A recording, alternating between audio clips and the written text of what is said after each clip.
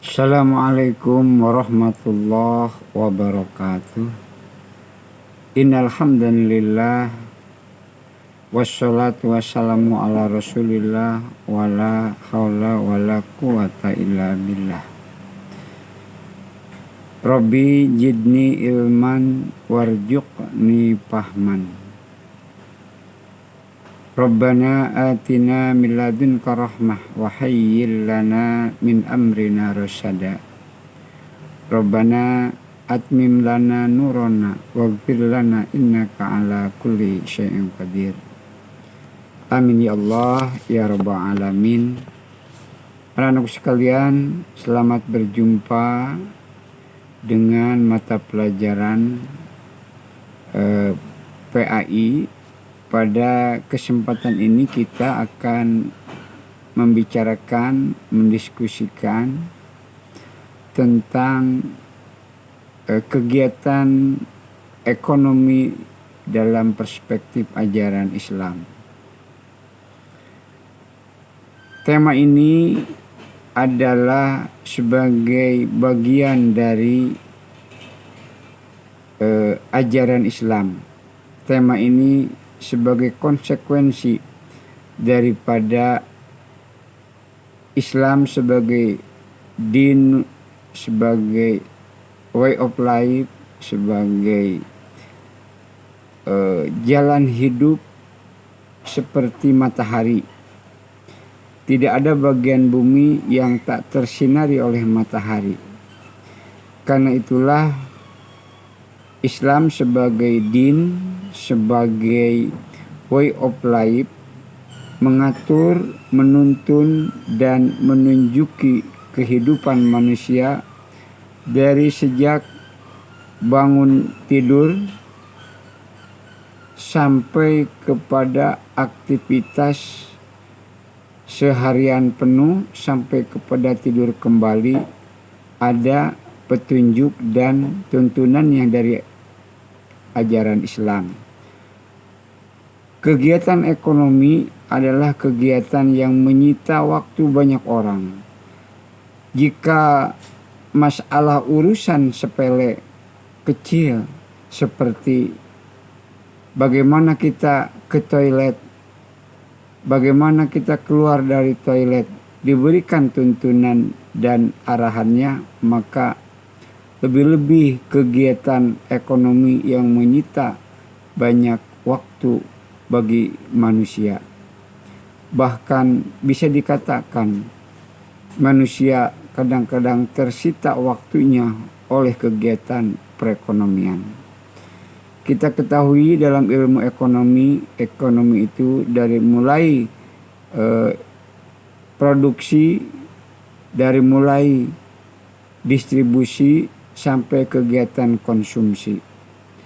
Maka Islam sebagai way of life, sebagai hudal linnas wa bayyinatin minal huda wal furqan, maka Al-Quran memberikan tuntunan bagaimana manusia melaksanakan kegiatan muamalahnya dengan sesama manusia maupun alam sekitarnya.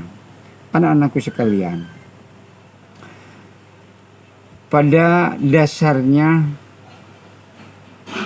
pembicaraan kita tentang kegiatan ekonomi dalam perspektif Islam, maka kita kenali dulu prinsip, tujuan dan karakter daripada kegiatan ekonomi yang disinari oleh ajaran Islam. Prinsip kegiatan ekonomi Islam didasari yang pertama adalah bahwa a'udzubillahi minasyaitonirrajim, bismillahirrahmanirrahim, fa'akhraja bihi minasyamarati rizqan lakum. Maka aku turunkan dari langit itu hujan, yang dengan hujan itu Allah menumbuhkan tumbuhan, yang dengan tumbuhan itu Allah mengeluarkan buah-buahan. Maka buah-buahan itu adalah sebagai rezeki buat manusia. Fa'ah roja bihi minas samarati rizqan lakum. Maka aku keluarkan dari langit itu air, dan dengan air itulah bisa menumbuhkan berbagai macam tumbuhan sebagai sumber rezeki buat kalian. Rizqan lakum. Jadi pada hakikatnya sumber-sumber ekonomi itu adalah titipan dan anugerah Allah kepada makhluknya, terutama kepada manusia. Maka sebagai barang titipan, maka kepemilikan kita terhadap rezeki itu tidak mutlak, tetapi merupakan hak guna pakai. Yang kedua, prinsip dalam kegiatan perekonomian dalam perspektif ajaran Islam didasarkan kepada ta'awanu alal birri wat taqwa wala ta'awanu alal ismi wal udwan.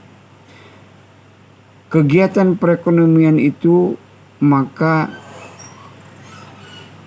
disemangati oleh ajaran ta'awun, saling tolong menolong. Manusia akan memperoleh dan akan terpenuhi kebutuhannya ketika dia melakukan kerjasama dengan pihak yang lain. Karena itulah manusia perlu melakukan silaturahim. Karena itu ada hadis yang mengatakan bahwa rezeki itu diperoleh melalui silaturahim. Silaturahim itu minimal ada 2 hikmahnya. Yang pertama, memperpanjang umur manusia. Yang ketiga adalah menjadi sumber untuk memperoleh rezeki. Artinya bahwa rezeki itu akan diperoleh oleh manusia ketika manusia melakukan interaksi kerjasama dengan yang lainnya. Misalkan di dalam surat An-Nisa ayat 1 dikatakan, ya ayyuhan nasu taqu rabbakumul ladzi khalaqakum min nafsin wahidah wa khalaqa minha zawjaha wa batha minhuma rijalan katsiran wan nisaa wattaqullaha alladzi tasaaluna bihi wal arham innallaha kana 'alaikum raqiba. Tasaaluna bihi wal arham, saling memintalah kalian, saling berinteraksilah kalian, saling menjalin silaturahimlah kalian untuk memenuhi kebutuhan kalian. Kita tidak bisa memenuhi kebutuhan kita tanpa melalui kerjasama yang didasari oleh dasar ta'awun atau saling tolong menolong.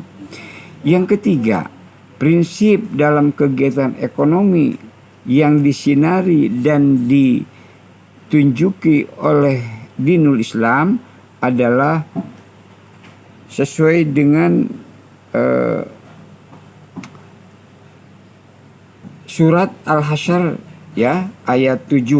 Dalam surat Al-Hasyr ayat 7 dikatakan bahwa A'udzu billahi minasyaitonir rajim. Kaila yakuna dulatan baina agniya'i minkum. Maka pada harta yang engkau peroleh Muhammad, pemberian berupa pa'i. Pa'i ada dalam fikih, ada istilah fa'i, ada istilah ghanimah. Fa'i adalah kekayaan, properti yang diperoleh tanpa melalui perang. Ghanimah adalah kekayaan, properti yang diperoleh melalui jalan peperangan. Maka siapa yang memenangkan perang, maka dia berhak atas ghanimah. Kalau perolehan properti dan kekayaan itu tanpa menggerakkan senjata, tanpa mengangkat alat-alat yang digunakan yang lazimah dalam berperang, maka itu disebut pa'i.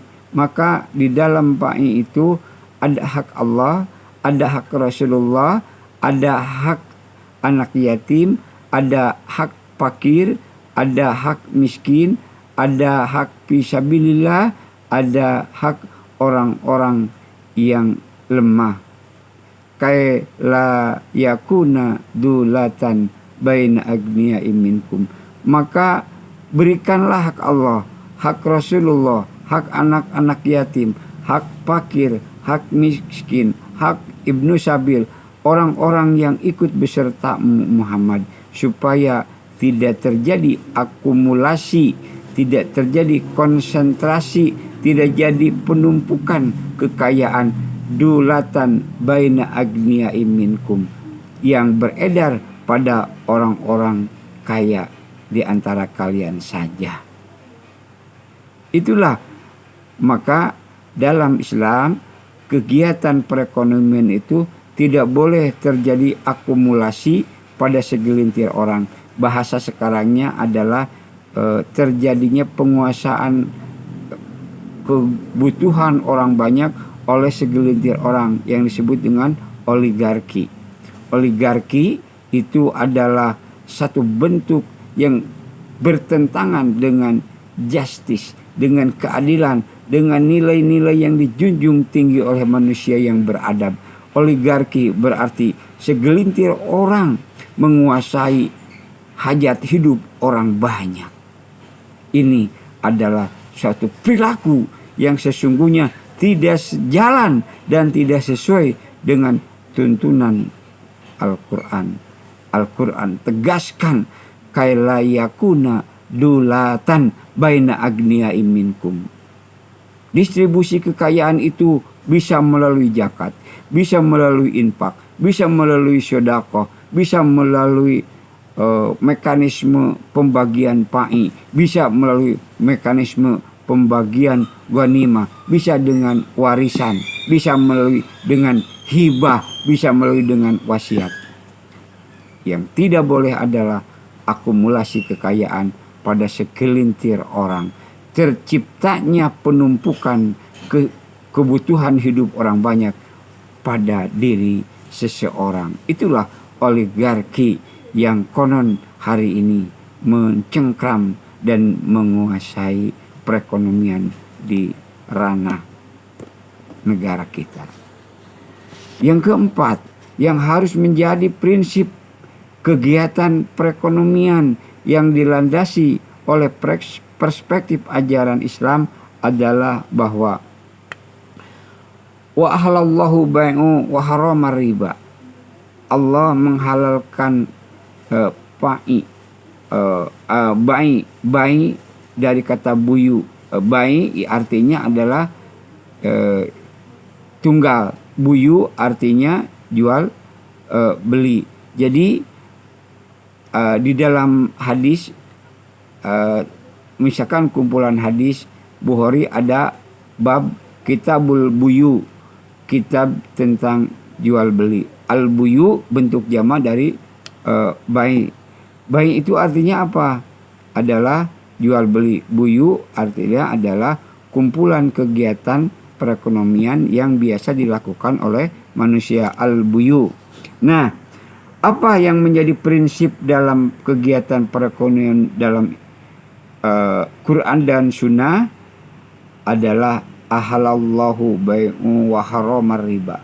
Allah menghalalkan jual beli. Allah tidak meridhoi dan mengharamkan riba.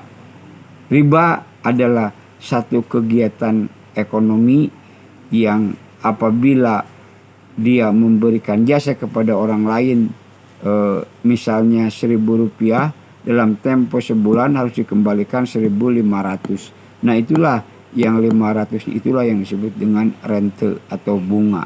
Itu adalah musuh dalam ajaran Islam, sesuatu yang sangat dibenci oleh ajaran Islam.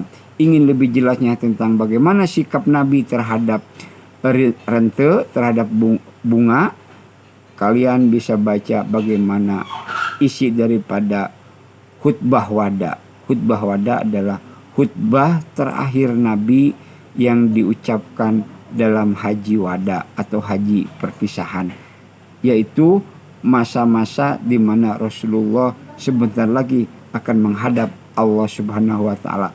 Rasulullah mewanti-wanti kepada umat muslim agar menjauhi riba, karena riba itu sungguh kegiatan yang amat sangat dibenci dan diharamkan oleh Allah Subhanahu wa taala, karena di situ tidak ada unsur kasih sayang, tidak ada unsur saling tolong menolong. Di situ hanya ada homo homini lupus, manusia yang kuat memangsa manusia yang lainnya. Anak-anakku sekalian, maka bagus sekali apa yang dalam Undang-Undang Dasar Republik Indonesia pasal 33, bahwa perekonomian itu dikuasai oleh negara, bahwa hidup orang banyak itu, kebutuhan hidup orang banyak itu dikuasai oleh negara dan digunakan seluas-luasnya untuk kesejahteraan dan keadilan sosial bagi seluruh rakyat Indonesia. Seharusnya ekonomi kita ini mengarah ke sana. Bukan perekonomian yang dikuasai oleh garki. Bukan kegiatan perekonomian yang dikuasai oleh segelintir orang. Tetapi kegiatan ekonomi mengenai kebutuhan hidup orang banyak dikuasai oleh negara, digunakan untuk menciptakan keadilan sosial bagi seluruh rakyat Indonesia, kesejahteraan bagi semuanya, bukan untuk seseorang. Sebetulnya itulah kegiatan ekonomi yang humanis, kegiatan ekonomi yang disinari oleh tuntunan ajaran dari langit. Anak-anakku sekalian, jadi sekali lagi itulah prinsip. Apa yang menjadi tujuan ekonomi Islam? Tujuan ekonomi Islam itu adalah untuk menciptakan kesejahteraan, keadilan bagi seluruh tanpa kecuali, tanpa memandang ras, tanpa memandang agama, tanpa memandang kepercayaan, tanpa memandang jenis kelamin, tetapi justice for all, keadilan buat seluruhnya, bahwa kesejahteraan itu hak daripada semua warga tanpa terkecuali. Itu yang menjadi tujuan daripada kegiatan perekonomian yang disinari oleh ajaran Al-Quran. Dan watak dan karakter kegiatan ekonomi Islam itu sekali lagi didasarkan kepada hubungan yang manusiawi, menghindari eksploitasi manusia terhadap manusia yang lainnya. Manusia adalah suatu komunitas yang harus melakukan kerjasama satu dengan yang lainnya, sehingga kegiatan ekonomi bisa dilakukan dengan sebaik-baiknya, dengan menjunjung keadilan untuk semua. Anak-anakku sekalian, maka kegiatan ekonomi Islam itu adalah kegiatan yang menjunjung keadilan, kegiatan yang menjunjung kebenaran, kegiatan yang untuk menciptakan kesejahteraan untuk semuanya. Maka di dalam sejarah ada nabi yang khusus diutus oleh Allah, di samping menyampaikan risalah yang sama dengan para nabi sebelumnya, yaitu risalah tauhid, juga ada nabi yang khusus menyoroti masalah kegiatan perekonomian, yaitu Nabi Syuaib. Ucapan Nabi Syuaib ini diabadikan dalam Al-Quran. Ucapan yang sangat monumental sebagai pengingat bagi manusia.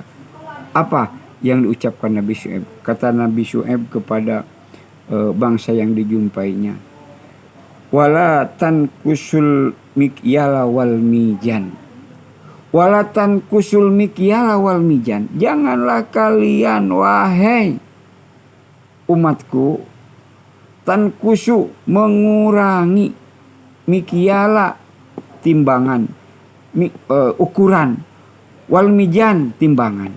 Jangan sekali-kali. Bahkan kegiatan kecurangan dalam bidang ekonomi itu diabadikan dalam Al-Quran dalam satu surat, yaitu surat Al-Mutaffifin. Wailul lil mutaffifin. Neraka wail, nerakalah bagi orang-orang yang apabila dia menerima barang ingin ukuran dan takarannya itu pas. Tapi ketika dia menakar, tapi ketika dia mengukur, selalu mengurangi ukuran dan timbangkan. Itulah kegiatan ekonomi itu satu kegiatan yang tidak bisa dipisahkan dari nilai-nilai ajaran ilahiyah. Terbukti dalam Al-Quran ada nabi yang diutus untuk menyoroti kegiatan ekonomi. Agar apa? Agar menetapkan pengukuran dan penimbangan yang adil, bil qisti, dengan adil, seadil-adilnya. Terbukti dalam Al-Quran ada satu nama surat, yaitu surat Al-Mutaffifin, surat yang menyatakan dengan sangat gamblang bahwa nerakalah bagiannya bagi orang yang mengurangi ukuran dan timbangan. Insya Allah pada kegiatan selanjutnya kita akan membicarakan tentang bentuk-bentuk kegiatan perekonomian Islam. Bapak pada kesempatan ini mengajak kalian sekali lagi untuk mendiskusikan tentang tema prinsip, tujuan, dan karakteristik kegiatan perekonomian yang disinari oleh ajaran Islam. Sekali lagi Bapak ulas bahwa apapun yang diterima oleh kita itu merupakan amanah dari Allah Subhanahu wa Ta'ala untuk digunakan oleh manusia sebagai hak guna pakai, bukan kepemilikan yang mutlak. Karena pada harta yang kita miliki itu ada bagian orang lain. Maka di dalam Islam diatur satu mekanisme bahwa yang kita peroleh itu adalah titipan dari Allah. Fa'ahraja bihi minas samarati rizqan lakum. Maka Allah menurunkan buat kalian dari langit itu air yang dengan itu tumbuh-tumbuhan tumbuh menghasilkan buah, rizqan lakum, sebagai rezeki buat kalian. Jadi rezeki yang kita peroleh ini adalah sebagai titipan dan pemberian daripada Allah Subhanahu wa Ta'ala. Jangan sampai kita mengatakan seperti apa yang dikatakan oleh Qarun, qala innama utituhu alal ilmi indi. Qarun dengan bangga memamerkan kekayaan kepada orang lain.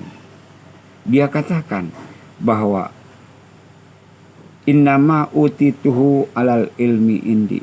Sesungguhnya apa yang ada di tanganku ini diberikan oleh diperoleh oleh aku karena kecerdasan dan kompetensi aku dalam berekonomi, dalam menguasai taktik dan trik-trik kegiatan ekonomi. Jadi dia menumpuk dada bahwa apa yang ia dapatkan itu adalah utituhu alal ilmi indi, karena kecerdasan dan kompetensinya. Padahal bagi kita apa yang kita miliki adalah fadlu minallah, keutamaan dan karunia dari Allah Subhanahu wa Ta'ala. Maka lakukanlah kegiatan ekonomi itu dengan dasar ta'awun atau saling menolong. Ta'awanu alal birri wat taqwa wala ta'awanu alal ismi wal udwan. Maka kekayaan itu sekali lagi tidak boleh mengumpul pada diri seseorang. Kaila yakuna dulatan baina agniya minkum. Agar supaya kekayaan itu mesti didistribusikan agar tidak terjadi penumpukan, konsentrasi dan pemusatan kekayaan pada orang-orang kaya saja. Artinya kekayaan itu harus terdistribusi kepada semuanya. Maka itulah yang menjadi tujuan ekonomi Islam, untuk menciptakan kesejahteraan dan kepemilikan bagi semua. Justice for all, keadilan buat semua, kesejahteraan buat seluruh rakyat Indonesia. Nah, anak-anakku sekalian, itu saja sebagai mukaddimah, insya Allah pada pertemuan yang akan datang setelah kita mendiskusikan ini, kita akan membahas tentang bentuk-bentuk perekonomian yang dijiwai oleh Islam, baik yang pernah ada, yang sedang diupayakan dan menjadi obsesi umat untuk menciptakan kegiatan ekonomi yang didasari oleh nilai-nilai Islam. Mudah-mudahan ada manfaatnya. Kita tutup dengan doa. Subhanaka Allahumma wa bihamdika asyhadu an la ilaha illa anta astaghfiruka wa atubu ilaik. Assalamualaikum warahmatullahi wabarakatuh.